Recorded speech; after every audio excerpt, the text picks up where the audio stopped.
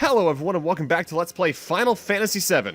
In the last part, we got Cloud back and learned everything about him. What really happened 5 years ago, who Zack was, all that jazz. And now it's time for a lot of side quests. Starting off, we're back here in Nibelheim because it's finally time to make use of the piano for the actual intended thing. If we remember how to play it, we can press X square, triangle, L1 and triangle, L1 and square, X square, triangle, L1 and X circle, X square and X, for a little hidden bonus. I think it's switched up in the Steam version because I believe the X and circle buttons are switched or something. The PC versions use the instructions that are relevant to the actual control, so like page up, page down will be part of it, I think, for L1 and L2. Something like that. So you just need to keep in mind what your controls are customized to. But for doing that, we find a letter from Zangan. Tifa's master from all the way back during the Nibelheim flashback. And this is where we learn exactly how the hell Tifa got out of all of that with Shinra. Apparently Zangan found her knocked out and just kind of got her out of there. And then he took her to Midgar. I believe with that, that's all of the holes filled in with the Shinra flashbacks? Yeah. Because now we know how... Actually, do we know how Barrett got there? Barrett wasn't at Mid... Oh, wait, no. Sorry.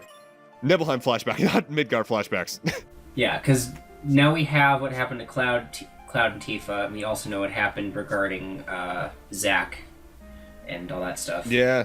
The only thing we don't know about Nibelheim is Vincent's whole story, but we'll get that as we go through. But for doing that, we also get Final Heaven, which is Tifa's final limit break, and it's pretty good, but I can't use it yet because very few people can use level 4 limit breaks at this point still because they haven't mastered their second level 3 yet. That will be done by the end of the part, I will note. Oh, wow. I think. I won't put them into their level 4 limit breaks, but I'll at least have their level 3s reached. Now, at this point, I have 23,000 gil, but for what I need to do next, I need a lot more. Enter the Almateria. You might remember a couple parts back, I showed that we could now buy them at the Materia shop at Fort Condor. Yeah. I need to master about 3 to 4 of those in order to sell them for a shitload of gil. The best place to do that is actually in the area and forest around Mid-Deal. You can get around 300... per battle. Yeah, and with double materia growth slots, you can get that done pretty quickly. It took me maybe around an hour. And to show you just how much a Mastered Almateria sells for, let's take a look. Wow, that's a lot. 1.4 million gil. I recommend having roughly 3.5 million for what I'm about to do, but I got an extra one or so, two, just to keep my bases covered for anything coming up. Also, interesting to note that there are some that only sell for 1 gil even if mastered, like the Chocobo Lure. Chocobo Lure, I think certain summons are like that, so on and so forth. It's essentially depending on what the materia is used for. Magic materia and support materia, I believe, are what usually sell for the most. And at this point, I believe is where I do some minor limit break grinding just to get everyone up to around level 3. Also, I can finally show off Ketchi's limit break. This is slots. It's slots. It has various random effects. I forget what they all are. This is the one I usually have happen the most often, if it happens at all. Hey, it's full recovery, so not bad. Vincent has the worst limit breaks in the game, I think. Because you can't control him. He's like in a constant berserk state.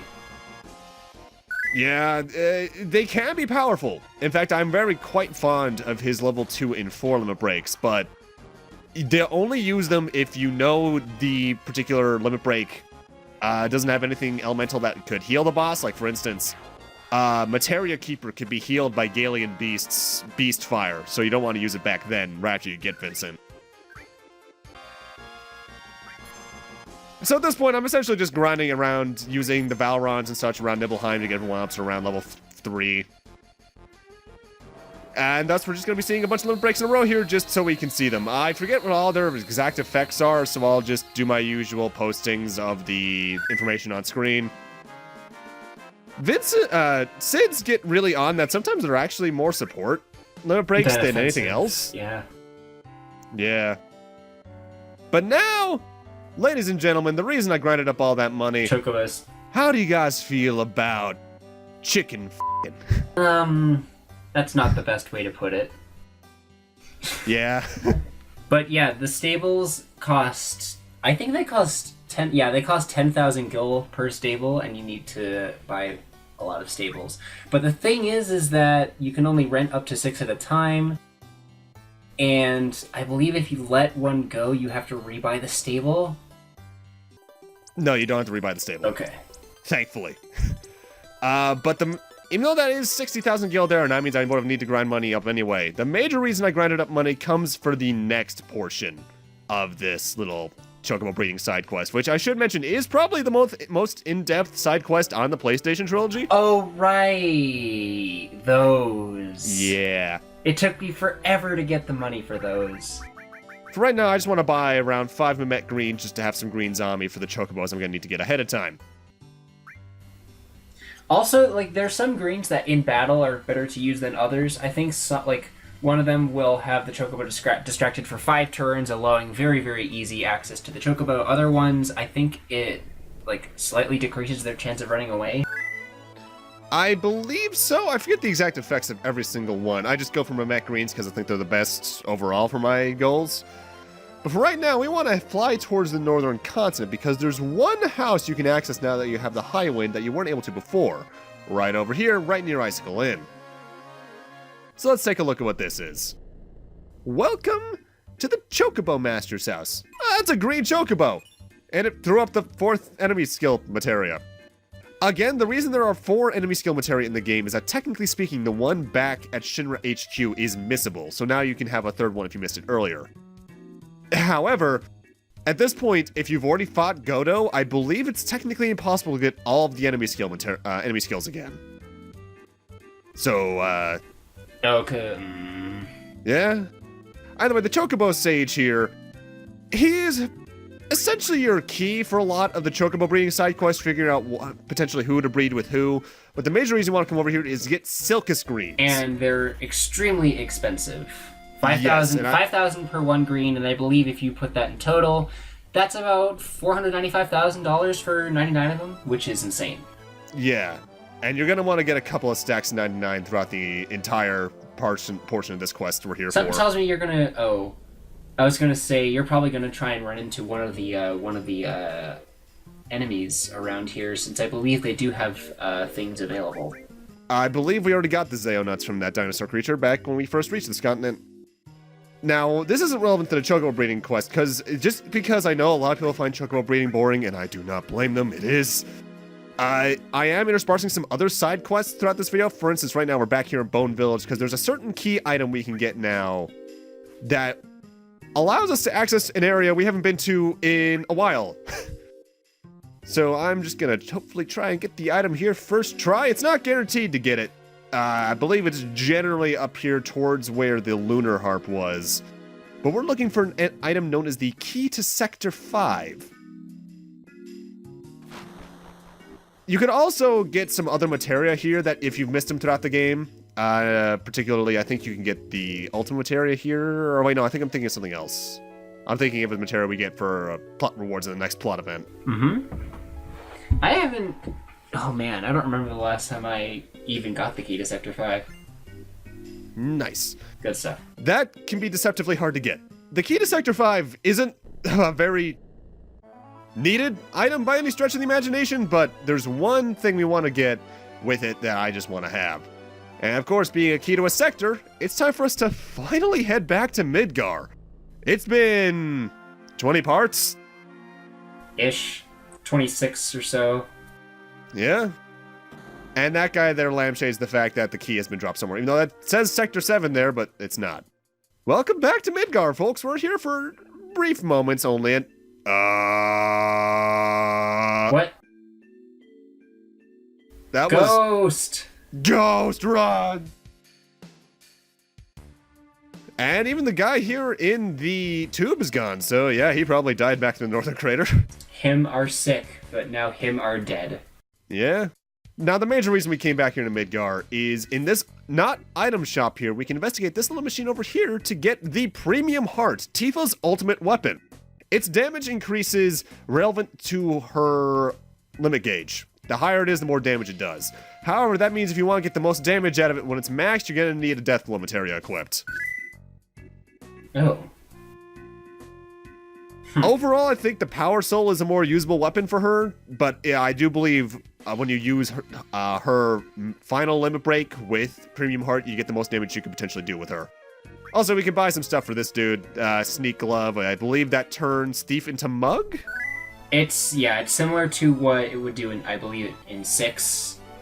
Thief Glove turns Steel to Capture, which is a Mug attack. Yeah. Okay, time for one of my least favorite parts about the Chocobo side quest, probably.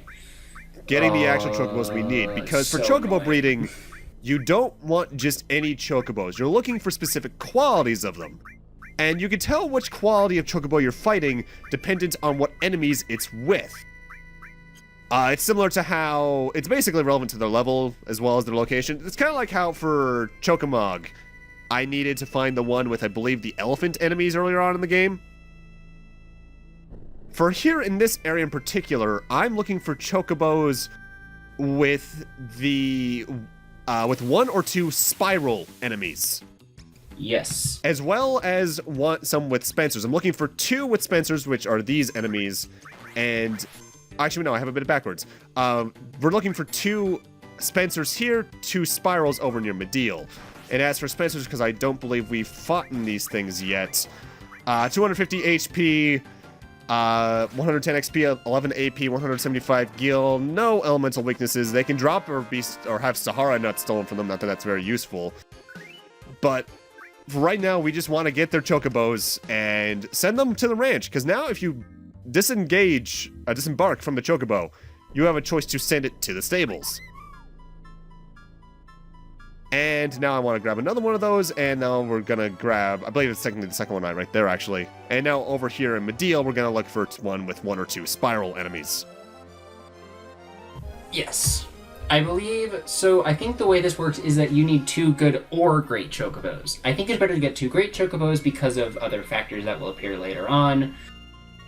The 2 with the Spencers are good quality, the 2 with the spirals are great quality. The reason I want those specific ones, for the next stage in this quest, you want to breed a good and great quality twice over. Yeah.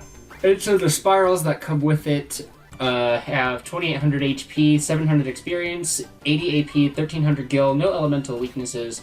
You can steal X potions from them, and they can morph into guard sources. They drop high potions if you're somewhat lucky. Nothing too special about them. Yeah. These are some of the enemies I fought when I was grinding for AP earlier. Just because you can run into these and some other enemies in the forest, and you just get a lot of AP really quickly over there. And with that, I believe now I have all 4 of the Chocobos I need to start off this quest easily, so now we need to head back here to the stables. Because when you send a Chocobo back to the stables, they're not in the stables technically. They're in the little fenced-in area where we got the Chocomog earlier. By the way, I'm setting the controls back to normal because, again, it doesn't exactly work right if you have custom controls here. First thing we need to do is move Chocobos. This allows you to bring them into the stable itself. And here's where a bit of randomness comes in. I actually saved outside of the ranch just for this, because when you select a Chocobo here, you can see its qualities, like great or good, but its gender is determined the moment you press put it in. For instance, this is a Chocobo male, and it just gives you the default name of Choco. I'm just going to keep that because, You want to have 1 of each for each quality. A male and female good, and a male and female great. Had I known that, I wouldn't have wasted time going out getting an entirely new Chocobo. You can save, you can save scum. Thank God. I would recommend also fighting an extra encounter in the area, just in case you want to advance the RNG a little bit more, but yeah. The Chocobo names don't really matter for the most part. I'm just giving them names that I think fit for what I'm trying to do here. Only when we start getting to the more unique ones am I going to start giving them actual names. Like that's Carl. I named one of mine Coco, and the other one Cacao, because chocolate.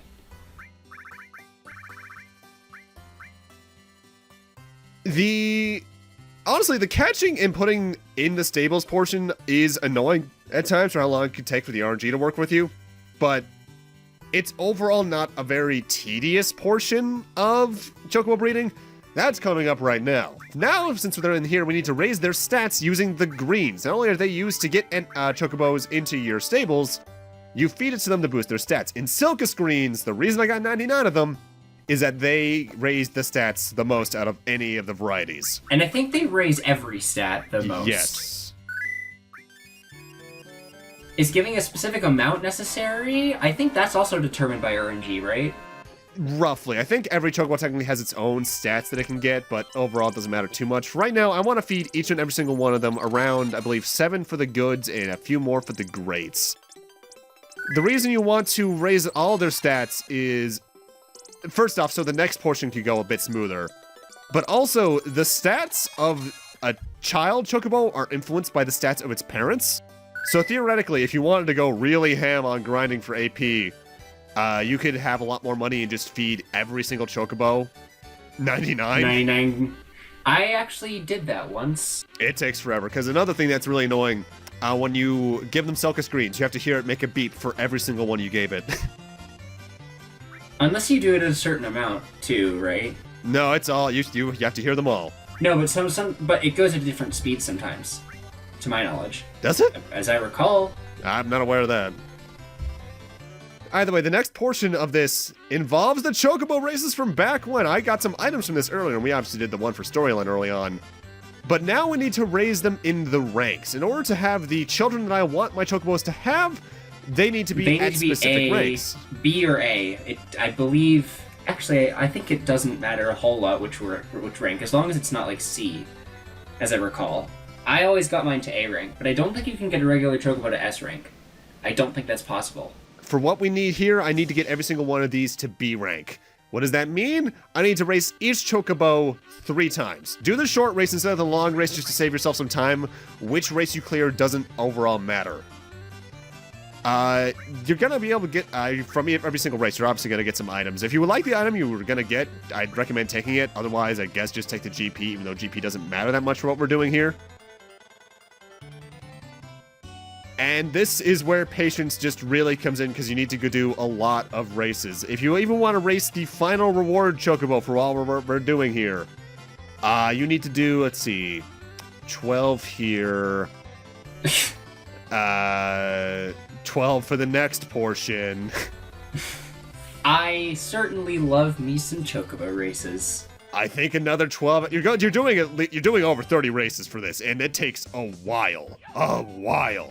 I'd say it probably takes a good 3 to 4 minutes every race. Yeah. And you multiply that by 30, that's 2 hours just racing. There was a live stream playthrough of 7 I watched after a certain video game awards expo a couple years back, and they spent an entire stream just on Chocobo breeding. And those streams were like 3 hours long. It's tedious. It's so tedious. But at this point, everyone's raced up to B class, and now we can actually get to breeding. Ugh. When it comes to Chocobo breeding, you just need to keep in mind the quality and the gender. Which one is which doesn't really matter. Like, it could be the good male and the great female, or vice versa. It just matters that you're breeding a good and a great. Or 2 greats or 2 goods. That also works. But the chances are a bit different for each, and I just find this to be the overall most convenient way. Yeah. And then you need to choose a nut, joke here, for them to, I guess it's supposed to be an aphrodisiac of some sort. Yeah. And depending on the type of nut you get, you have a chance of having special things happen. I got 3 carom nuts earlier because I want a chance to get a green Chocobo. You can also get a blue one through this method, but I got the green one the first time around. So here's the hard part about this. So he's got the green male, right? However, now he needs a blue female Chocobo, and that cuts his chances down to about a quarter of what it once was. So save scumming is not a bad idea here. But another thing to deal with is the fact that at least if you're using just 2 Chocobos, you have to fight some battles to give them time to recover. Yeah, because you can rebreed Chocobos. I just try to go for the actual thing I need every first time. As well, when a chocobo is born... You're not doing it the unclean route either. Yeah. If you know what I mean. When a chocobo is born as well, they can't immediately breed, so I actually need to fight some battles off screen in order to actually make them breedable after the next portion. Because now I need to release some chocobos just because we're running out of room here. I'm already at 6.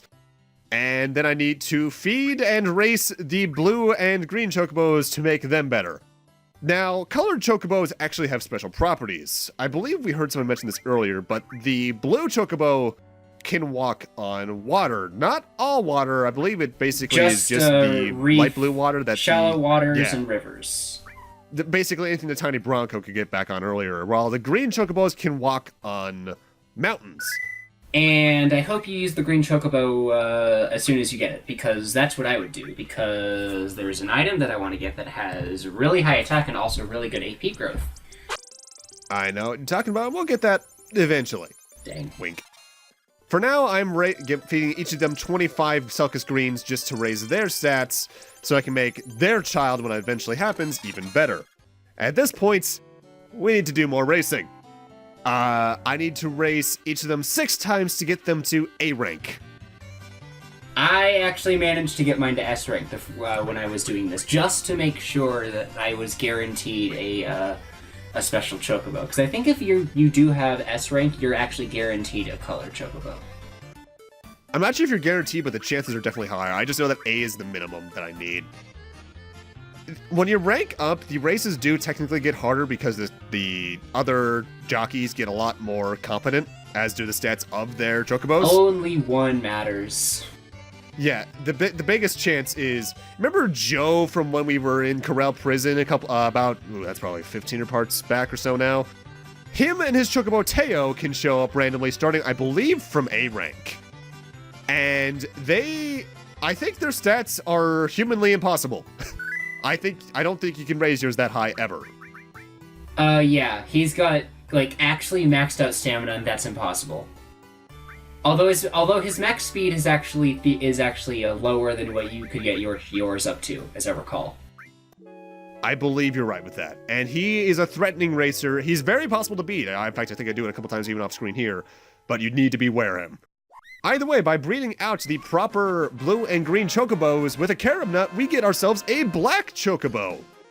Black chocobos are, as their lineage would suggest, a combination of a green and blue chocobo. They can walk on mountains and any shallows. So essentially, they can walk anywhere around the direct continent. However, there's still 2 things I need to do here. 2 things. First off, I need to feed up this chocobo, and then we need to go get another chocobo. I'm feeding this one 50 just to raise its stats even more. And when I get that other chocobo... See, one of the... Here's, I need to do more racing!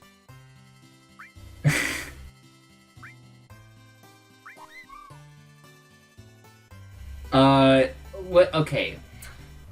Dark Kefka, who is a Final Fantasy player, at least he at one point was, he had a video up that was like top 10 most annoying side quest, and this one wasn't number 1, but it was really close.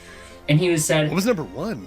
I don't remember what number 1 was, but he was like, first we catch 2 good or great chocobos, then we spend our life savings on greens to speed them up, then we need to race them to better our chances of getting a special chocobo. Now we need to breed them. Get 1 chocobo, okay? Then you fight some battles to make them recover. Breed them again to get the one that's the opposite color and the opposite gender. This might take a while, so you should probably save scum it. Let me see. What else was there? Fight some battles so that the chocobos can grow up. Have those 2 chocobos breed. And then you're gonna go catch a wonderful chocobo, get a Zeonut, and then breed the black chocobo with the wonderful chocobo, and then you finally have what you're looking for. And that's the whole thing in a nutshell. Yeah. Yeah.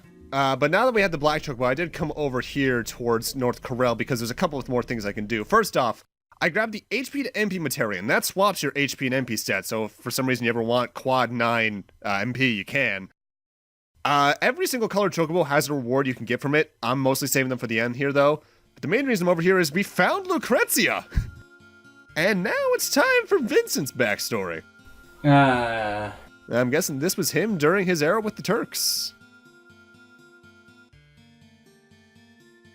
Now, for the most part, we kind of know what's going to happen here from our first conversation with Vincent back at the mansion. We know Lucrezia is Sephiroth's mother, and I guess now we're just seeing that actually happen.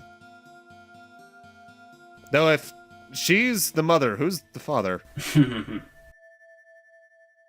I guess that's him there. Wonder who that is.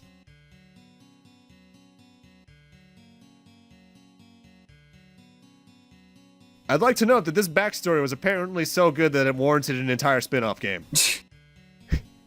Because Dirge Cerberus focuses on these cutscenes so much. Is it a good one, though?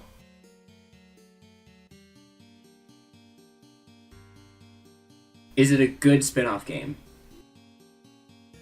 Dirge Cerberus? Complicated.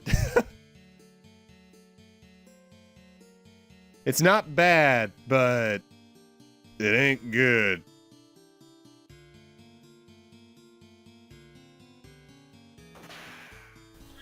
Oh, Jesus!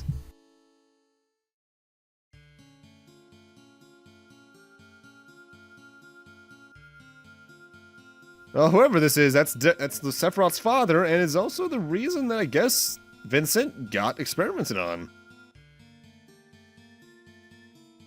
Now, those who pay attention to his dialogue can already deduce who that is, but that eventually gets revealed anyway, so I'm going to save that until then. Mm-hmm. Oh, well, that's a weird sound effect for that. Why use bio? Body.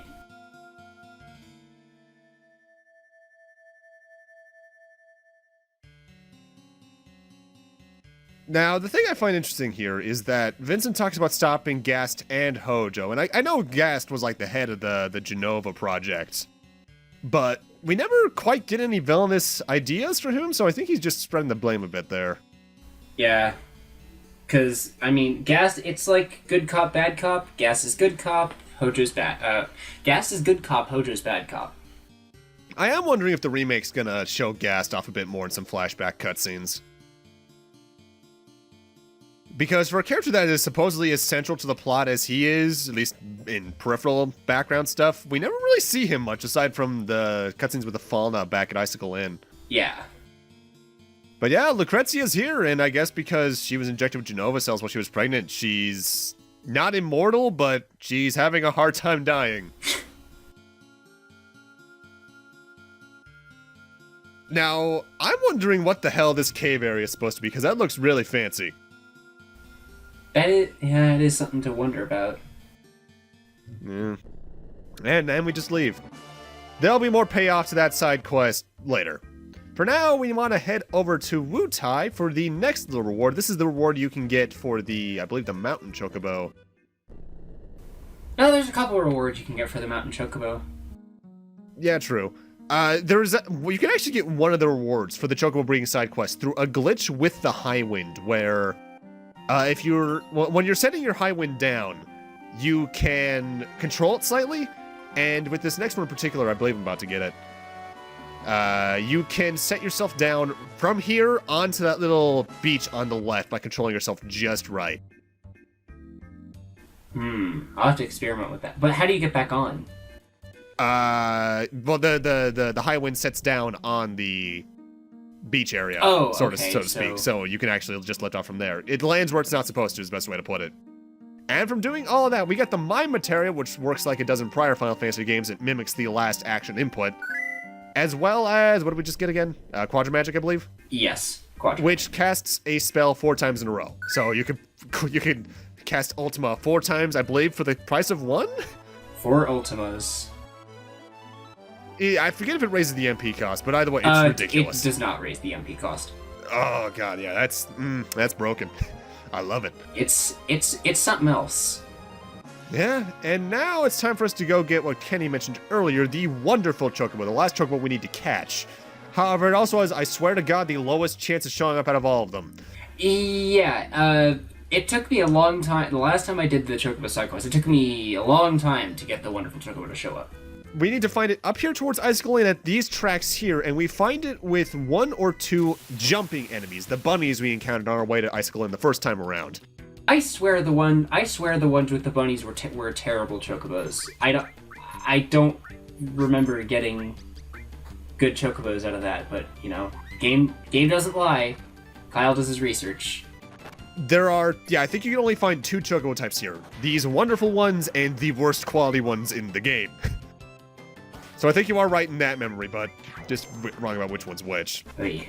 And we got it! So now I need to go and race and feed these 2 chocobos. Trust me, all this effort is worth it.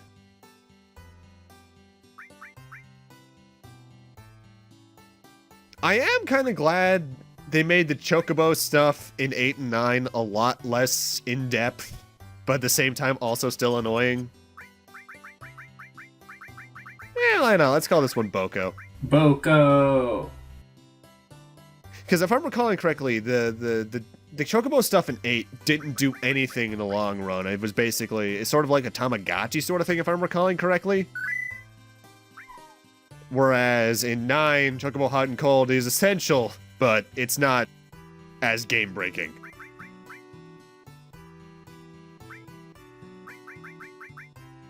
I recommend buying more Silga screens when you get down around 30 of any given stock. Doesn't matter which point you're at in this quest.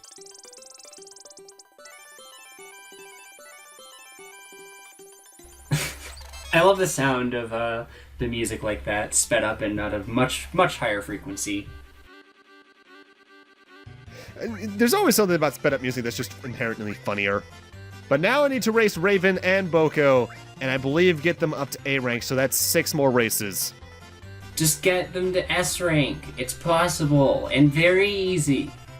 Oh wait, no, actually, no, I'm wrong. I'm completely wrong. We need to get them to S rank. We need to do 9 races for each of these.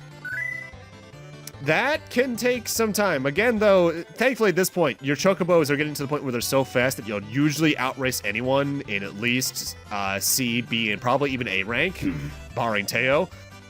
The annoying thing comes in where now you have to wait for everyone else to catch up.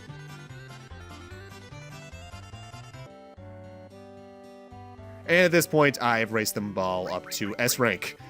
And at this point, we can potentially finish off the side quest if things work out for us in terms of luck. Because we can get our ultimate reward here, because our ultimate reward is the child of these 2. But it doesn't always work out, because first off, you need a Zeo nut.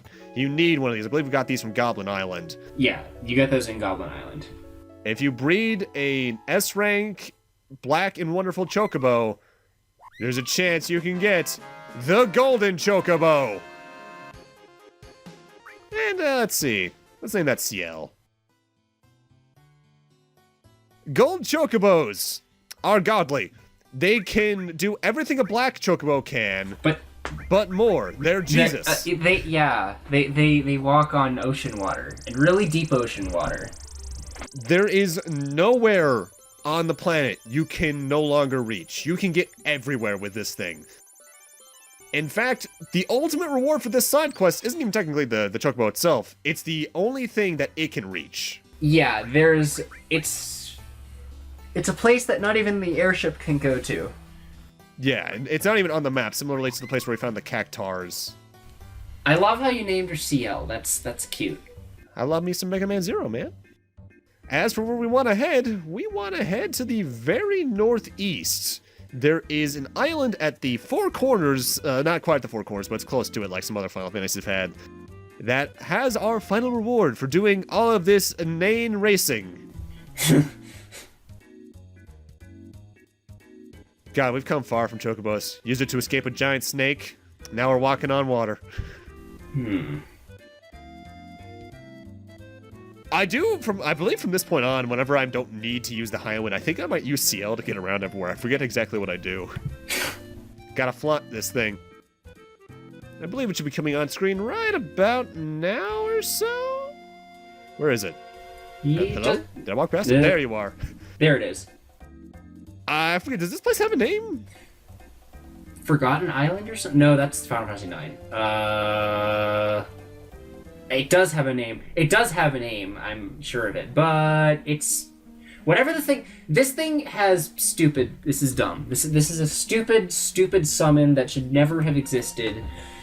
It's too broken. So, The ultimate reward for the Chocobo Breeding side quest is the ultimate summon materia in the game, Knights of the Round, and it is busted. It's not instant kill, but it'll basically instant kill anything. It does, I want to say, like 14 hits. For reference, it does 13 hits and theoretically about 13,000 damage. 130,000. Yeah, 130,000, excuse me. It can one-hit the final boss under the right instances. And if we come back after all that, just need some time to pass, Lucrezia's gone, but in her place is not only Vincent's ultimate weapon, Death Penalty, which gets more powerful the more enemies he's killed, but we also get his level 4 limit break, Chaos. Now, I'd like to note that in the official lore, wherever she went, she's now encased in crystal for some reason, because Dirge of Cerberus is weird. Yeah. But hey, I can get him his level 4 limit break, so he's feeling even less human. But with that, and all those side quests, we're gonna need to end this off here. Thank you guys for watching, and in part 28, plot. Not excited. See you guys then.